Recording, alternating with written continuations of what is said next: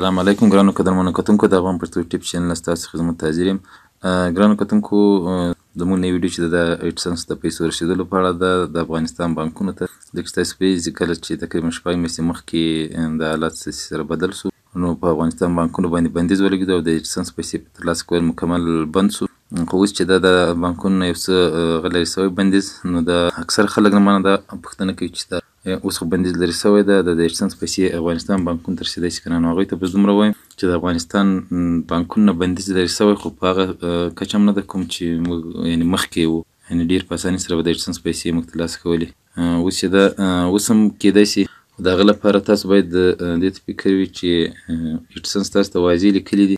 دلته یې تاسو ته واضح لیکلي دي چې تاسو که غواړئ د انټرمیډیري بانک له لارې پیسې ترلاسه کړئ نو ستاسو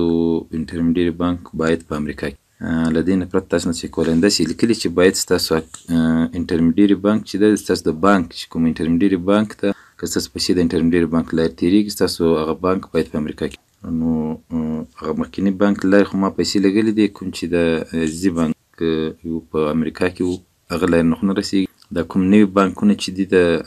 یعنې کیدای شي مخکې نه وي په نورو هېوادونو کې یا به نوي پیدا کړي خو قزاقستان ترکیې د دې ټولو لارو نه ما کوشش کړی چې پیسې ولېږم خو هغه پیسې تقریبا بېرته کینسل کېږي د هغه لارې نه دي رسېدلې بانک ته. نو که تاسو غواړئ چې تاسو پیسې ترلاسه کړئ که چېرته کوم بانک کې هر بانک کې اکاونټ لرئ هغوی ته ووایئ چې ستاسو په امریکا کې انټرمیډیري بانک شته که نشته که چېرته وي نو د هغه سویپ کوډ او هغه ادرس نوم چې ده هغه ترېنه واخلئ او خپل ایډسنس کې ورکړئ انشاءالله ستاسو پیسې به ورسېږي. هغه بندیز تقریبا زیات لرې سوی ده او داسې ده چې د افغانستان بانکونو ته ډایرکټ پیسې نه راځي هغه د انټرمیډیري بانک ته راځي او له هغه وروسته نه بیا د افغانستان بانکونو ته راځي. که پاکستان په باره کې خبره وکړو پاکستان چې دا هغه ته انټرمیډیري بانک ته ضرورت نشته. که تاسو په پاکستان کې ایډسنس جوړ کړئ زما ایډسنس د پاکستان کې مثلا د پاکستان کې مې جوړ کړی ده د یو ملګري په نوم باندې هغه ته صرف د ایډسنس هغه د کوم بانک معلومات چې د هغه آی بي ان نمبر چې دی د اکاونټ هغه ورکول کېږي او د انټرمیډیري بانک ته ضرورت نشته. او په افغانستان کې دا ضروري ده چې تاسو د انټرمیډیري بانک لري ځکه چې ډایرکټ د افغانستان بانکونو ته پیسې نه ورکول کېږي نو دا مهم هغه ده چې تاسو باید د انټرمیډیري بانک چې دی هغه باید په امریکا کې وي. که چېرته په امریکا کې نه وي نو ستاسو پیسې چې د هغه په افغانستان ته نه لیږل کېږي. مثلا ترکیه که قزاقستان کې وي زه کوشش کوم زما څو بانکونو لارې ولګېدې خو کینسل کېږي اوس هم یعنې څو سوي کوډونه تېره ورځ زه بانک ته ورغلی وم هغوی نه مې ورته وویل چې که چېرته ستاسو بانک امریکا کې وي نو هغوی ویل چې اوس پورې خو نشته د دې بل بانک لارې کوشش وکړئ چېرته راورسېدې پیسې نو زه کوشش کوم که چېرته ورسېدې نو ستاسو به زه بله ویډیو کې حال درکړم چې ورسېدې خو زه فکر نه کوم چې که چېرته څو چې په د افغانستان بانکونو په امریکا کې یو انټرمیډیري بانک نه پیدا کړی تر هغه پورې زموږ پیسې راورسېږي.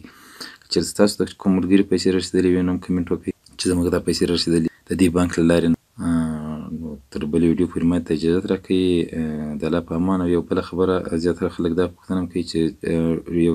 ډېرو کسانو ډومین اخیستی یا ویب سایټ نه یا ویسټینګ اخیستی وي ماسټر کارټونه هم کار نه کوي نو هغه ته هم ما د مدیر سره خبرې کوي هغه وایي چې انشاءالله ډېر ژر به د ماسټر کارټونه کار شروع کړي او بیا له هغه وروسته تاسو کولی شئ چې هغه واخلئ ټول ماسټر کارټونه داسې لکه غیر فعاله شي. نو تر بلې ویډیو پورې ما ته اجازت راکوئ. د الله په امان. ښه وخت.